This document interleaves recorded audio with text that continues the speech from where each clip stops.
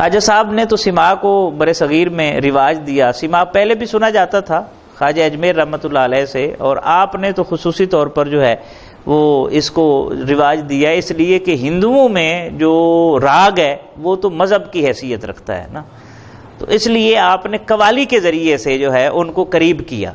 ظاہر ہے جس طرح آپ دیکھتے نہیں کہ تیتر کا شکار کرنا ہو یا بٹیر کا شکار کرنا ہو تو سدائے ہوئے تیتر اور بٹیر آپ لے جاتے ہیں جو ان کی بولی بولتا ہے، اور پھر وہ جب قریب آتے ہیں تو پھر آپ اسے گرفتار کرتے ہیں.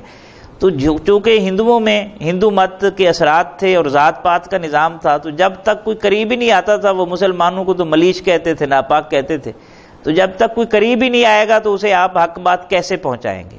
تو اس ذریعے سے جب قوالی ہوتی اور راگ بج رہا ہوتا تھا تو ہندو کھچے چلے آتے تھے، اور جب آ کے بیٹھتے اور نظریں چار ہوتی ہیں تو پھر ظاہر ہے اس کے گہرے اثرات مرتب ہوا کرتے.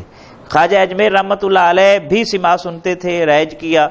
اور بابا فرید الدین گنج شکر رحمۃ اللہ علیہ کو آپ دیکھیں نا، عجیب کیفیات ہوتی تھی. آپ تہجد کے وقت جو ہے وہ سماع سنا کرتے تھے، وہ بڑا پاکیزہ وقت ہوتا ہے، اس سے عشق کی آگ جو ہے وہ تیز تر ہوتی ہے. خواجہ قطب الدین بختیار کاکی رحمۃ اللہ علیہ کی سماع سنتے ہوئے آپ کا وصال ہوا ہے، سماع سنتے ہوئے وصال ہوا ہے. تو یہ اس سے عشق کی آگ جو ہے وہ تیز تر ہوتی ہے، یہ اپنا اپنا رنگ ہے.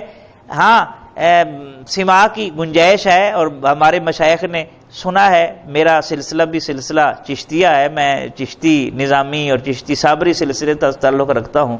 سچی بات یہ ہے کہ جب سماع ہو اور ہارمونیم کی آواز آئے تو ہمارا دل اسی وقت سے پسیجنا شروع کر دیتا ہے اور آنکھوں میں نمی جو ہے وہ اتر آتی ہے. تو بہرحال اس کے اثرات ہیں، اور یہ نیت پر میں نے کہا ڈیپینڈ کرتا ہے.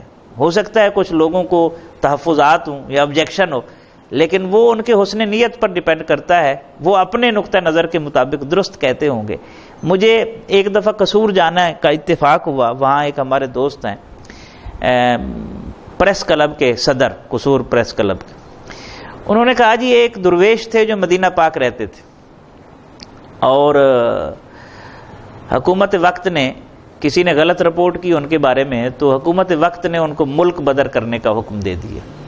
اب حکم نامہ آ گیا، تو جیسے حکم نامہ آیا نبی رحمت صلی اللہ علیہ وسلم کسی عربی شیخ کے خواب میں تشریف لائے اور اسے حکم دیا کہ یہ میرا غلام ہے اور یہ یہاں سے نہیں جائے گا. تو وہ فوراً آگے بڑھا، اس کا ظاہر ہاتھ پڑتا ہوگا، ساتھ حکم فرمایا کہ اسے مکان دو اور رہائش کا انتظام کرو اس کے لیے.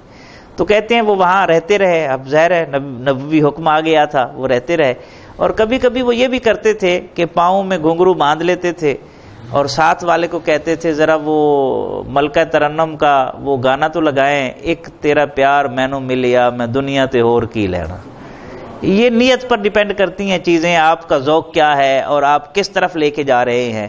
اور ہر وہ چیز جس سے آپ کی توجہ نیگیٹو ڈائیورٹ ہو جاتی ہے، نیگیٹو سمت، تو وہ چیز ناجائز ہے، اور جس سے پازیٹو توجہ آپ کی جاتی ہے وہ درست ہے. ہاں جو چیزیں شریعت میں منع کر دی گئی ہیں، مزامیر ہے اور اس طرح کی چیزیں ہیں، بہرحال ان سے گریز کرنا اور اس کو پیش نظر رکھنا یہ ضروری ہے.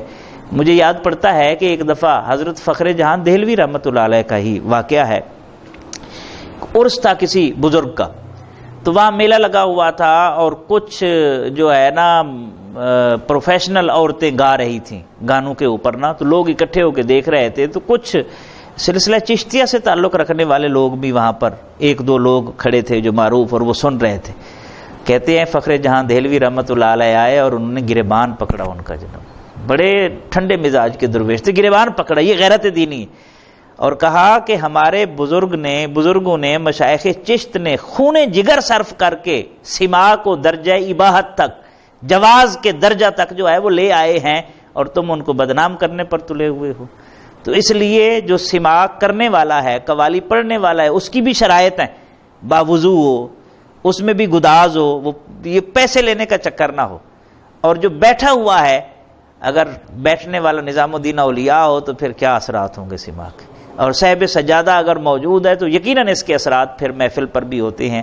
اور اگر ایسا نہیں ہے اور کھلنڈرے قسم کے لوگ آ کے بیٹھتے ہیں اور بے وضو قسم کے لوگ بیٹھے ہوئے ہیں تو ظاہر ہے پھر اس کے اثرات بھی اسی طرح ہوتے ہیں، اور ایسے لوگوں کی وجہ سے پھر سلسلے بدنام ہوتے ہیں.